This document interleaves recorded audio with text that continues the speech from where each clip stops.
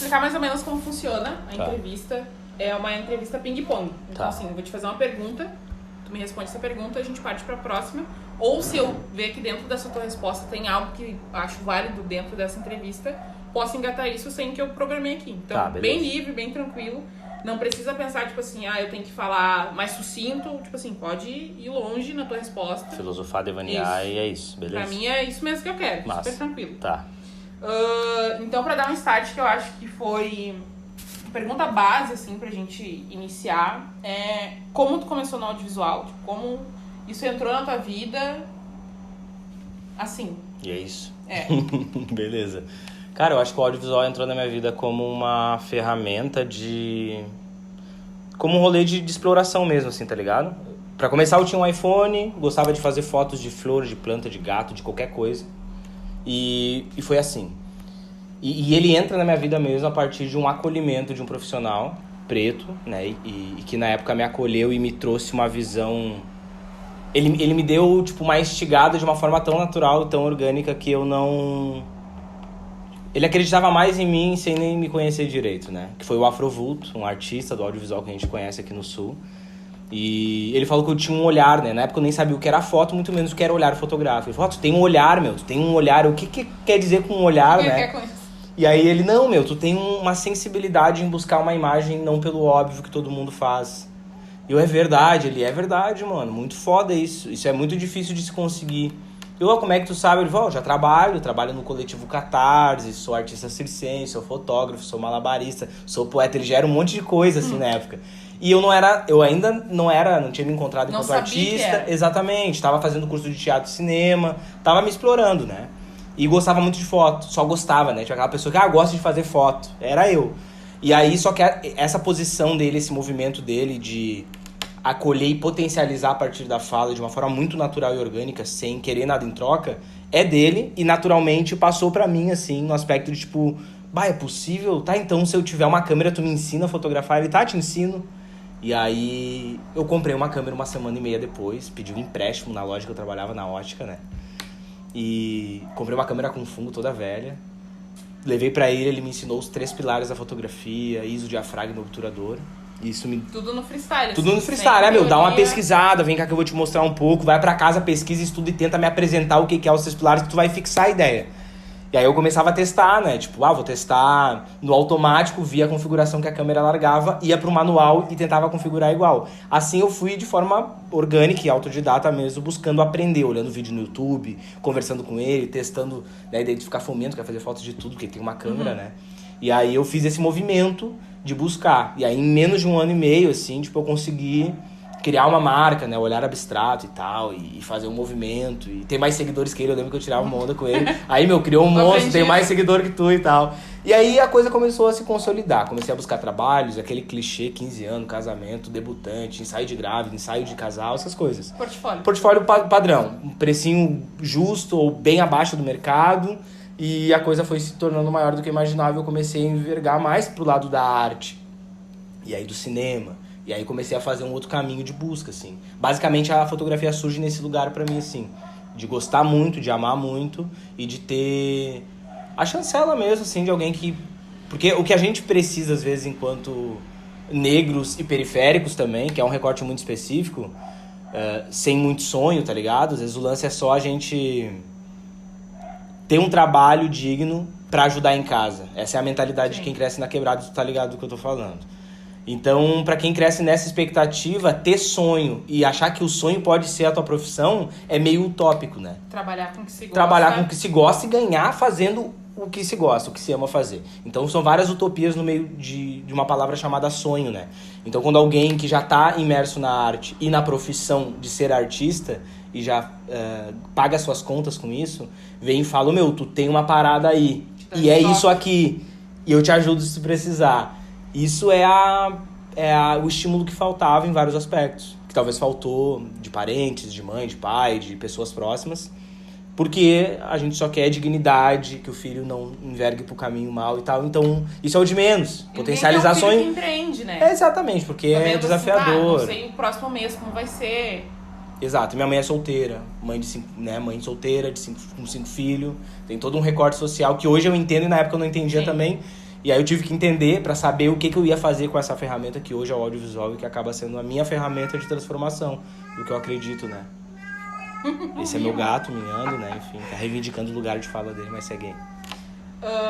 Dentro de toda essa questão, até hoje, eu não sei se tu já investiu em algum curso específico de fotografia, enfim, de storytelling, mas a minha dúvida é se tu sente uma diferença da tua formação autodidata, assim, de um toque de um amigo teu que olhou pra ti e disse assim, cara, isso aqui tem potencial, do que de uma pessoa que entra, assim, num curso de audiovisual e entra no mercado dessa maneira. Se tu sente essa diferença, assim, autodidata de uma pessoa que fez um curso, uma qualificação, e escolheu aquilo, não que foi escolhido, eu diria. Sim. Essa é uma diferença no aspecto... Cara, eu acho que a caminhada, né? Acho que a trajetória, assim. Eu acho que a diferença é essa, assim. Existe uma qualidade e uma diferença na qualidade técnica, sim, óbvio. Porque até eu chegar, eu Luiz Ferreira, chegar hoje com esse nome, com esse peso e com a qualidade que eu cheguei, são quase 8, 9 anos de caminhada. Para quem faz uma qualificação, tu acaba aprendendo antes de fazer e aprendendo da forma certa. Quando tu é autodidata, tu aprende às vezes não da forma tão certa. Tanto a técnica, quanto o conceito, quanto a narrativa, quanto a cor do vídeo, a cor da foto. Aí, enfim, tem diversas coisas nesse universo audiovisual que às vezes tu aprende errado ou tu aprende não da forma tecnicamente certa. Tu até entrega o mesmo resultado, mas a forma que tu fez pra trilhar aquele caminho ele foi mais cansativo, mais árduo e diferente, assim. Muito mais coisas, enfim. Exatamente, assim. Então, acho que a diferença que eu vejo é a caminhada, assim. E hoje eu estudo, né? Estudei, já paguei curso, sim, né? De roteiro, de narrativa, de color grading, de edição, de narrativa de edição também. Cursos específicos, assim. Eu ainda pretendo fazer faculdade de cinema, porque pra mim é uma chancela necessária, por todo o contexto que eu carrego no meu trabalho e pelo que eu represento. Eu acredito que eu represento alguma coisa também, principalmente por falar do que eu falo nas minhas obras audiovisuais, tanto fotográfica quanto videográfica, né? Então, às vezes, meu trabalho não vai chegar só porque ele é muito bem acabado, envelopado, tecnicamente bem elaborado, conceitualmente bem amarrado, roteiro foda. Não vai chegar. Porque às vezes a gente precisa de uma chancela e a gente tá falando de uma conjuntura, de um sistema estruturalmente racista e elitista pra caramba, tá ligado? Então, hoje eu tenho essa consciência. O movimento que eu tô fazendo em 2023 agora é esse, é buscar a minha qualificação na faculdade de cinema e me qualificar pra ter essa chancela também, porque todo o resto eu sei que eu tenho. Eu sei que eu tenho competência já pra conseguir. É um plus necessário pra chegar em premiações maiores, em eventos maiores, festivais maiores e poderem, se em algum momento questionar a minha construção e a minha caminhada, eu tenho um papel pra mostrar. Porque no final das contas é isso que acaba valendo também, né? Enfim, eu acho que essa questão que tu traz, assim, que pergunta, eu acho que tá relacionada à caminhada, à trajetória. Quem tem a oportunidade, preto ou não, né, de pagar um curso no início, ter uma qualificação, se desenvolver e depois começar a fazer, é não cortar e não atalhar. Às vezes, o Vulto mesmo fala pra mim, tu tens uma série de coisas que a galera acadêmica não tem. Só que eu também não tenho uma série de coisas que a galera acadêmica tem. E isso me faz falta também na elaboração do meu trabalho. Hoje eu tenho maturidade pra entender. Antes eu repudiava isso, entendeu? Eu falava, não, eu sou freestyle, sou underground. Só que não. A gente amadurece, cresce. Eu tenho 29 anos, vou fazer 30 esse ano, tá ligado? Já sou pai, tem todo um... Eu já não sou mais um gurizão fazendo rolê. Não, eu sou um homem, pai, né, casado, tenho minhas contas, tenho minha vida. Eu preciso olhar para esses 9 anos de caminhada audiovisual autodidata e que me trouxe muita coisa, eu sou muito grato, com respeito, gratidão, mas tipo, mano, eu preciso virar uma chave que tá na faculdade, tá no meio acadêmico também. Não somente. Sim. Eu aprendo muito mais que a tiazinha, a dona Vera lá da Maria Regina, tá ligado? Ouvindo ela e conseguindo produzir algo a partir daquilo. Mas eu sei que é necessário ter um embasamento ou a chancela, né? Se é que a gente pode chamar assim. Enfim, acho que é por aí, assim. E também tem toda a questão de tu, de certa forma, ter feito o caminho contrário, né? Tu te encontrou dentro da fotografia e agora tu tá buscando mais o lado físico, assim. A questão tanto da faculdade quanto a questão técnica em si. Sim. E dentro do mercado, enfim, a gente vê muita gente que fez o curso, tem muita técnica, mas não tem... Falta alguma coisa, sabe? Sim. E a gente vê isso no conteúdo. E nesse sentido eu queria te perguntar quais são as tuas inspirações dentro do audiovisual hoje e por que elas são tuas inspirações?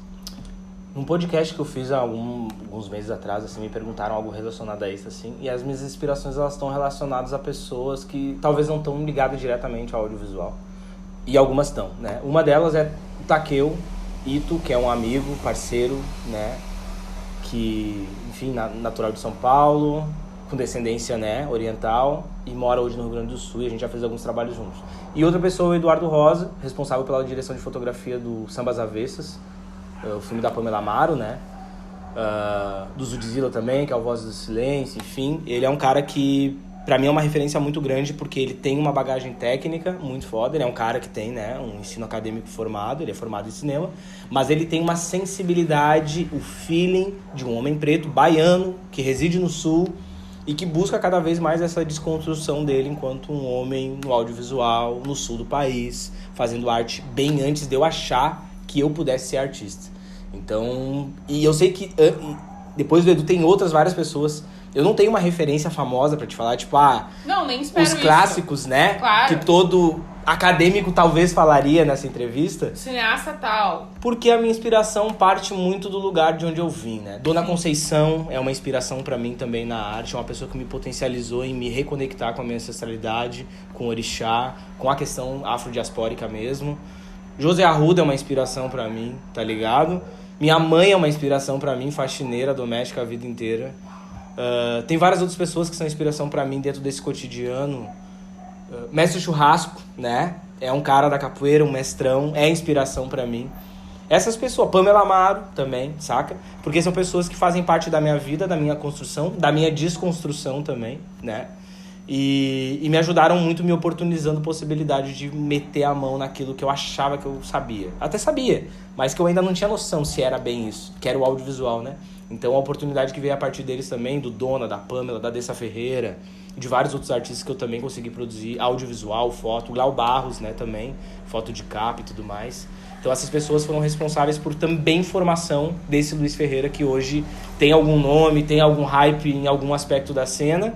Elas são diretamente responsáveis por isso. Por isso que elas são as minhas inspirações. Por entender a dimensão que elas têm na minha caminhada e na minha construção, tá ligado? Basicamente é isso, assim. E quanto à inspiração, a gente fala inspiração, espera assim, o cineasta mais famoso. Mas eu também tenho isso muito pessoal meu, que eu gosto de ter inspirações de pessoas palpáveis. Não só conhecidos, quanto pessoas assim. Eu conheço essa pessoa, conheço não só o trampo dela, conheço ela quanto pessoa. Sim.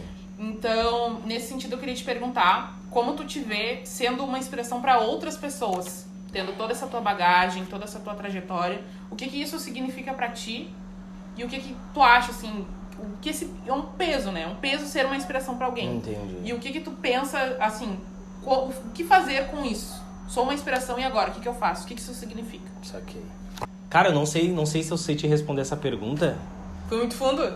Porque na realidade, assim, a gente sabe, eu e o Vulto tava trocando, a gente troca muita ideia, porque a gente dá aula numa ONG, na Bom Jesus, a FASO, né, de audiovisual, para jovens de dentro da Bom Jesus. Jovens, né, em um estado de vulnerabilidade social drástico, assim. E a gente é um canal lá dentro, trocando ideia, falando de audiovisual, de construção, sobre, né, várias questões que a gente, enfim, é a nossa vida, assim. E a gente troca várias ideias porque a gente já sabe que a gente é referência, só que a gente também não se vê desse lugar, assim. Conversei com a Pamela sobre isso também na semana passada na praia, no mesmo dia que surgiu o convite para essa entrevista, assim, a gente trocando ideia. Tem noção de que a gente já é referência pra música, enquanto Sim. mulher preta, cavaquinista, compositora, arranjadora, produtora musical, tá ligado? Eu, no audiovisual, também sou referência pra muita gente, eu acredito, né? Mas eu acho pesado esse fardo. Sim. E ao mesmo tempo eu não me coloco nesse lugar, assim. Não faço a distância. Eu não faço a distância, né? Tipo, eu sou Luiz Ferreira, vamos tomar um café, tá ligado? Tipo, esse dia eu tava trocando ideia com um mano que vem, sei lá, do interior de São Paulo, ou do sul aqui, e tá vindo pra Porto pra tentar o audiovisual. E a primeira pessoa que ele deu o salve foi eu, tá ligado? No Instagram. Assim, falou, eu preciso trocar uma ideia contigo, porque pra falar de mercado audiovisual, porque, eu vejo que tu tem várias produções, e aí eu queria trocar uma ideia contigo se tiver job, meio que quase assim, assina a minha carteira aí no bagulho. E já teve esse tipo de convite também, de solicitação, né? Da galera, não tem um trabalho aí pra mim, porque eu vejo que tu tá produzindo. Porque às vezes a dimensão que a gente dá e a forma como a gente também passa a nossa imagem, porque a gente trabalha com imagem, né? É tão grande e é da hora e é bonito, que dá a entender que isso é uma grande empresa. Ainda não é uma grande empresa. Ainda é eu, Luiz Ferreira, com PJ. Não é mais MEI, é ME. Tem uma contabilidade, mas ainda tem muita coisa no bastidor que é feito dessa sala de casa, saca? Então, ao mesmo tempo que eu entendo, reconheço, agradeço todo mundo que chega e dá esse salve de tu é referência, ou tu me inspirou, ou achei massa o teu trabalho, da hora, referência. Muito axé, mas ao mesmo tempo eu também me coloco num lugar de proximidade, como esse mano que chamou, me colocando num lugar de grandiosidade e que eu recebo, porque eu também aceito esse lugar. Mas, tipo, mano, vamos tomar um café.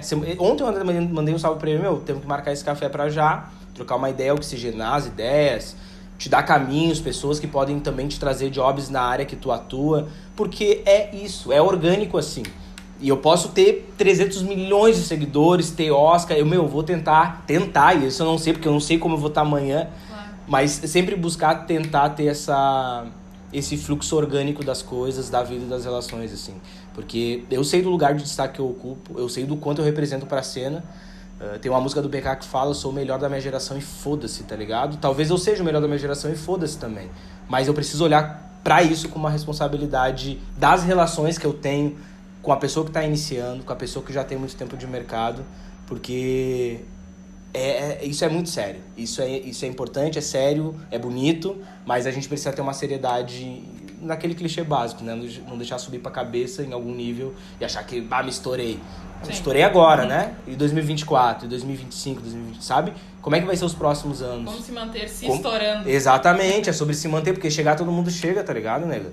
E aí eu quero me manter com longevidade, com qualidade, com grandeza, com riqueza, com prosperidade, com obras fodas, tá ligado?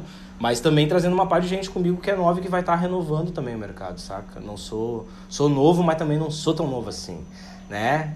Sou oxigênio novo, mas, tipo, já tenho 30.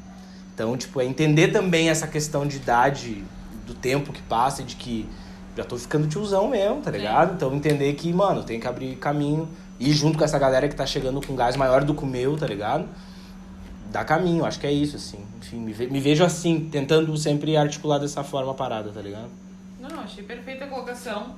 E eu tenho um questionamento também que é sobre o vulto olhou pra ti e te deu esse toque. E isso se tornou o Luiz Ferreira hoje. Sim. E toda essa questão. E hoje em dia, tu já tá nesse lugar, né? Enfim, com esse projeto da Bonja. Sim. E é daí pra frente.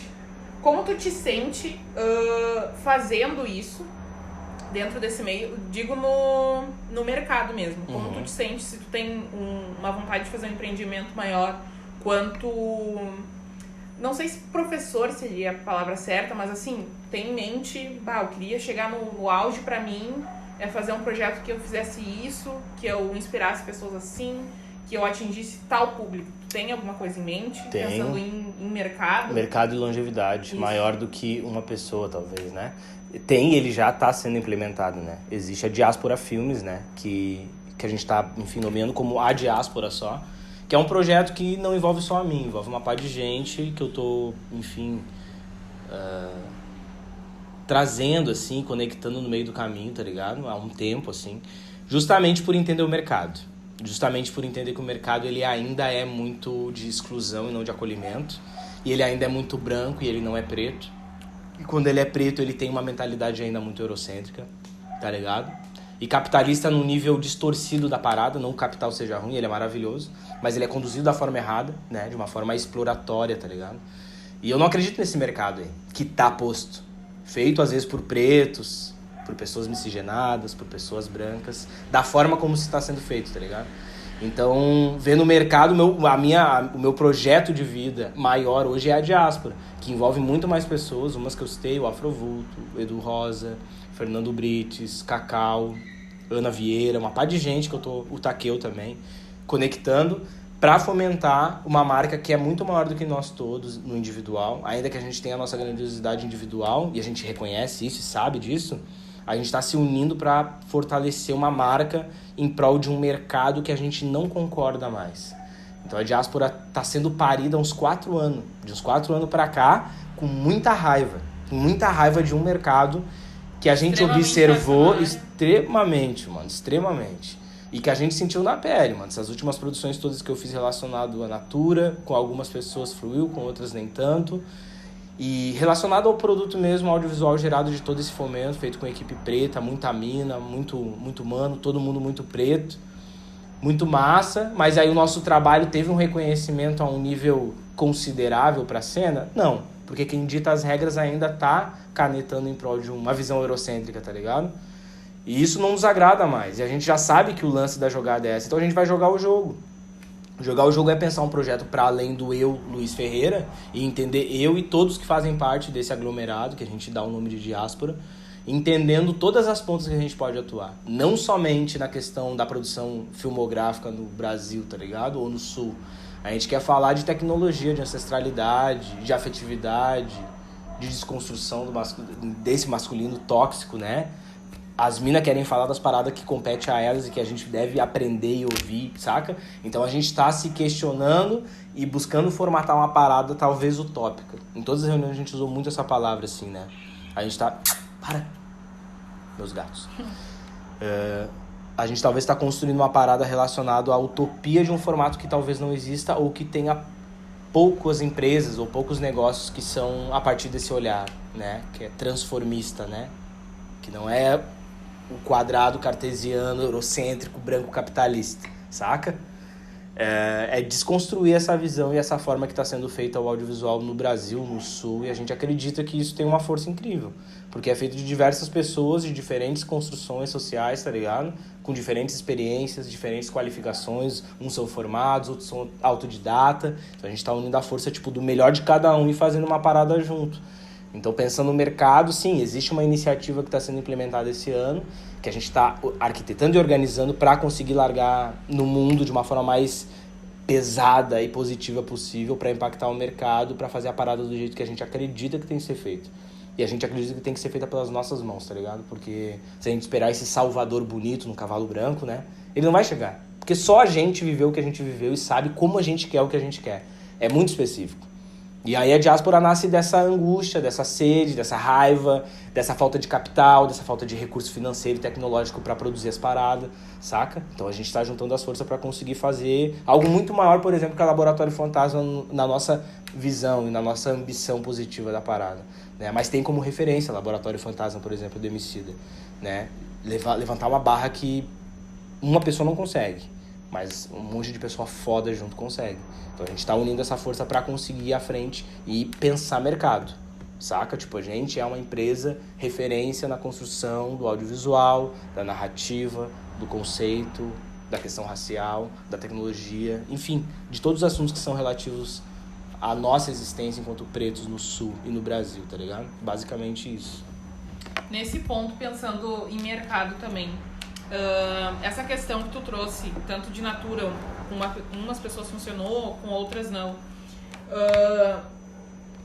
Pensando assim, a gente pensa no mercado, enfim, sabe como funciona o sistema.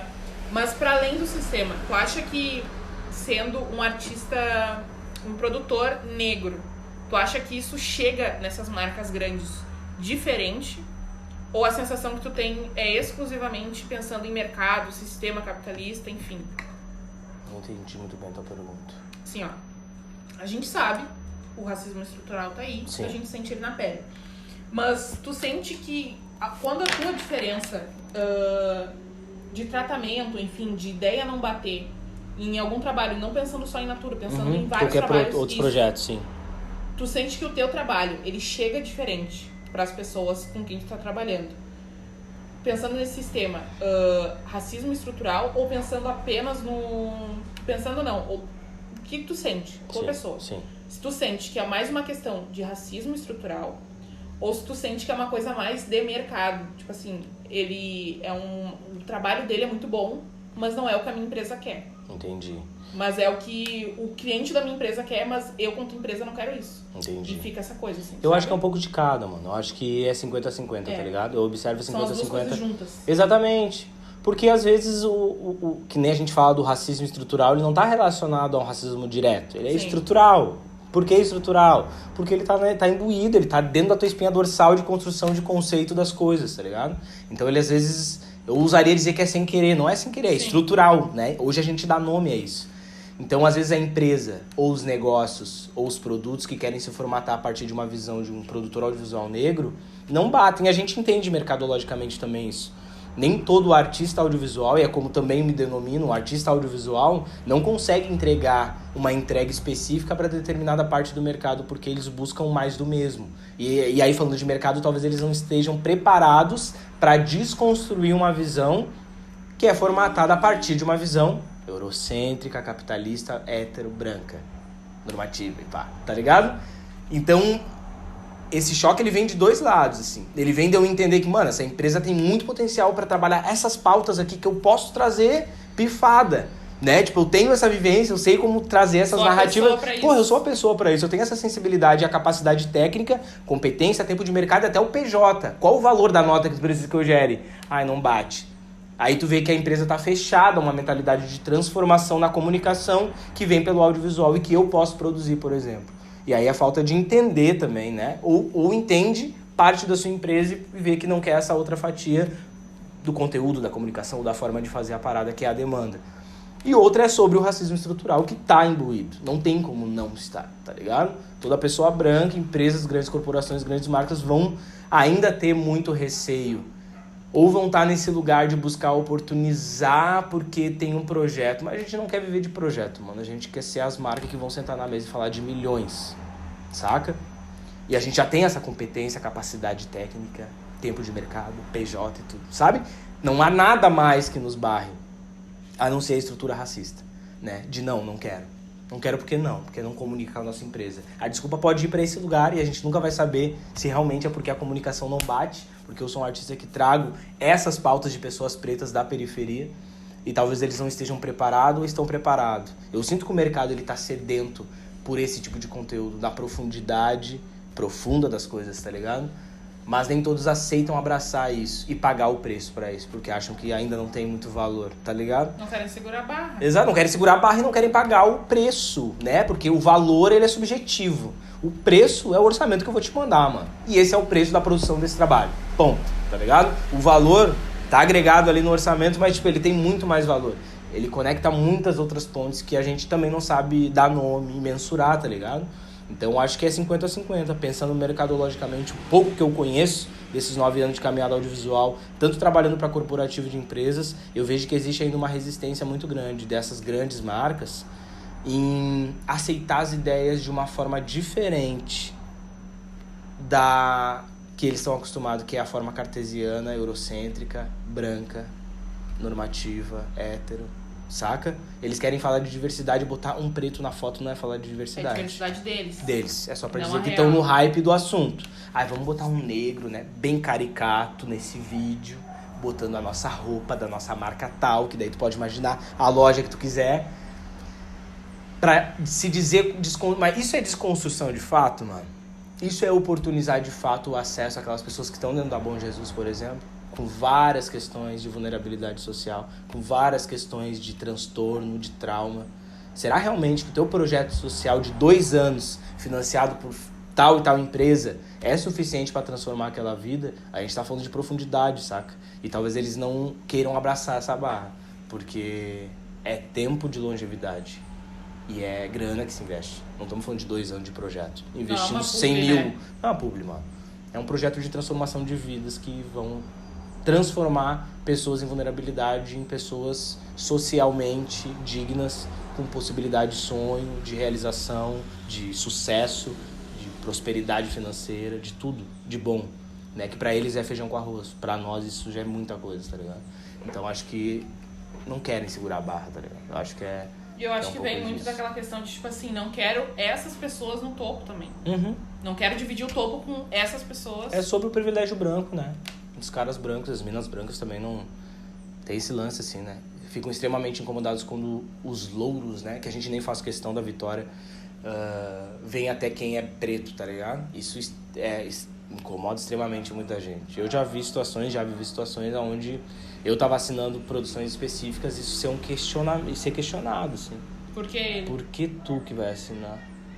Mas eu também fiz, mas eu também assado, tá ligado? E aí...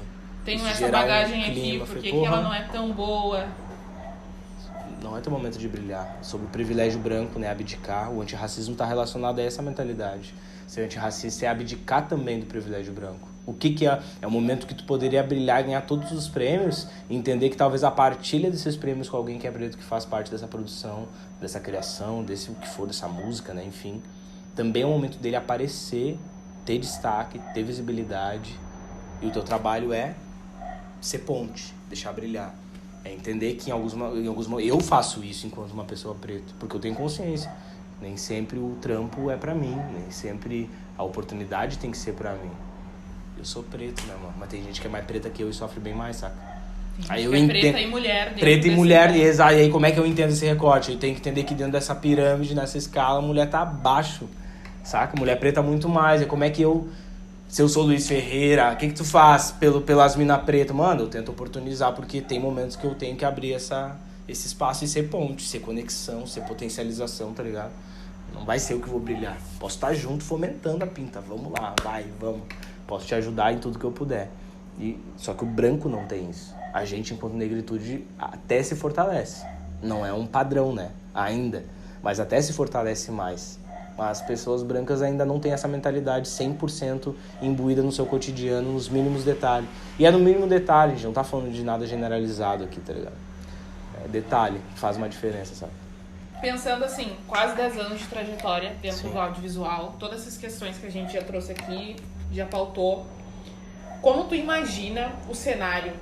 Não pensando só em mercado, pensando nele também, mas como tu imagina, com todas essas coisas que tu pretende fazer, como tu imagina que o cenário daqui a 10 anos vai estar, assim? Pensando no sentido de, com esse teu projeto, que já vai, Deus queira que ele saia do papel. Acho. E pensando também em todas as pessoas que tu conhece, enfim, dentro da cena. Tu tem mais ou menos, tu consegue imaginar como vai estar a cena do audiovisual no Rio Grande do Sul daqui a 10 anos? Daqui a 10 anos eu quero acreditar que tanto o meu projeto quanto projetos que vão surgir, que já estão surgindo, que já existem, eles vão estar muito mais, né, consolidados, muito ricos, tá ligado? E no aspecto de criação de conteúdo, por exemplo, eu acho que a gente vai estar avançado em vários aspectos, assim. Não qualidade técnica, porque isso a gente já passou, isso já tá batido. Falar que tem ou não tem qualidade, todo mundo tem qualidade. Um iPhone 12 Pro Max tem qualidade, tá ligado? Então não é sobre isso. É sobre qualidade de conteúdo, de profundidade. Eu uso muito essa frase em algumas trocas com a galera da diáspora. E eu falo que... Eu trago muito uma frase do Leandro Carnal, né? Que é um filósofo, pesquisador, escritor e tal. Que ele fala que a sociedade líquida tá imbuída numa mentalidade hoje líquida total, assim. E aí ele traz um exemplo, que ela é vasta como um oceano e com a profundidade de um pires. Ou seja, não molha meio dedo. O que ele quer dizer com isso? Que a gente tem muita informação rasa. E eu acredito que daqui a 10 anos, o audiovisual, o cinema, os produtores, os gestores, enfim, as empresas, vão conseguir ter essa dimensão de um mar, de um oceano, né, que é infinita, porém com profundidade. E fazendo com que isso seja um ativo de capital real, assim, que a gente consiga ganhar muito dinheiro com isso. O projeto da diáspora nasce com essa ambição também, né? Que é... Eu quero falar de coisas profundas da nossa cultura enquanto pretos, do axé, da quebrada, da arte, da nossa diversidade, questão de gênero. E eu sei que isso tem um valor incrível e eu acredito que a sociedade está buscando mais a profundidade dessas pautas. Em contrapartida, eu quero ganhar muito dinheiro com isso, porque eu acredito que a gente somos as pessoas certas para ganhar esse dinheiro, esses dinheiros, significa né? muito tu ganhar esse Exatamente. dinheiro. E não é de um lugar de ganância, eu quero, não. É de um lugar de eu preciso e é necessário que essa abundância também financeira venha a mim. Porque tudo que a gente viveu para construir quem a gente é até aqui foi a um custo muito caro, tá ligado? E isso não se compara aos nossos ancestrais, pretos e pretas, tá ligado? Que sofreram drasticamente coisas absurdas, assim. Seguraram barras que nem eles faziam ideia da dimensão que eram. Então é por esses que a gente também reivindica, né? Pela potencialidade de pessoas nossas que morreram no anonimato, sendo um baita comunicador, sendo um baita artista, tendo várias ferramentas em si, mas pouca oportunidade porque era preto demais para a época que ele tinha essa capacidade. Era muito à frente do tempo, né? Então, a minha sede, a nossa sede, eu acho, daqui a 10 anos ela vai estar muito mais formatada, tá ligado? Eu acredito que a gente vai estar conseguindo falar de profundidade de questões sérias, importantes, transcendentais, filosóficas, sociais, necessárias para a construção de uma sociedade menos pior. Não melhor, menos pior. Mais consciente, que se problematiza mais e que não fica na superficialidade da problematização, porque é hype falar, sou feminista, sou um homem desconstruído, sou um negro. Uma parte de gente que abraça essa pauta e não tá ligado no que tá falando porque não busca estudar a parada. Exatamente, tá ligado, mano? Então eu acho que eu acredito nesse lugar, assim, da prosperidade, de profundidade de conteúdos que são relacionados à nossa vivência empírica, junto com uma capacidade de fazer isso ser o nosso ativo de grana, saca? Isso tem muito valor. E agora precisa ter um preço alto. E eu acredito que as empresas vão buscar isso. Estão buscando humanizar cada vez mais os processos tecnológicos. Vão buscar humanizar 100% eles. Não é botar um emoji ou um boneco 3D pra humanizar. Não, é uma pessoa, mano. Pega uma pessoa preta, tá ligado? Uma pessoa, uma mulher preta, um homem preto, uma pessoa, uma trans, saca? Uma drag. Pega essas pessoas reais e direciona o capital, utiliza dessa potencialidade intelectual e de construção e de desconstrução e faz isso ser um ativo, saca? Eu acredito que daqui a 10 anos a gente vai estar muito avançado nessa pauta e a minha sede vem disso, de entender que, mano, o mercado tá por aqui, mas existe uma demanda que ninguém ainda parou pra sentar e organizar a bundinha na cadeira, tipo de, mano, tem que organizar tudo isso relacionado à nossa profundidade subjetiva, porque a gente não quer falar só de pauta e de questão racial, de tu enquanto mina preta. Não, gente, não é só isso. Não é só isso, mano. A gente quer falar de outras paradas e a gente tem muito o que falar também. E isso já é batido também, tá ligado? Só que a gente precisa organizar isso, fazer isso valer, ter um preço, e um preço alto. Porque valor ele já tem, já é nosso, né? Eu acredito nesse mercado daqui a 10 anos. É o que eu quero construir com a diáspora. Eu acredito que é o que a galera coletivamente, inconscientemente, tá buscando, tá ligado? Porque quando tu troca uma ideia com alguém que tem essa visão também, não é essa visão, mas tem uma visão de futuro, vai por um caminho meio parecido, assim, nas trocas. Entre o café e outro, uma cerveja e outra numa situação. Tu troca ideia, vê que as pintas estão nessa busca, sem saber dar nome, mas tão imbuída desse sentimento de, mano, não quero mais, eu não quero mais falar disso. Eu mesmo me incomodo com a palavra afrofuturismo. Não quis usar ela na minha exposição do Margs. Por isso, eu falei, não, preciso buscar uma palavra nova para definir um trabalho que comunique algo no hoje. Afropresentismo, que fala no preto do hoje com um pensamento de futuro. É no hoje, é no agora. Então isso vai formatando uma nova mentalidade de mercado, de forma de produzir, de forma de capitalizar, que eu acredito que daqui a 10 anos a gente vai estar muito avançado, tá ligado? Acho que é isso, assim.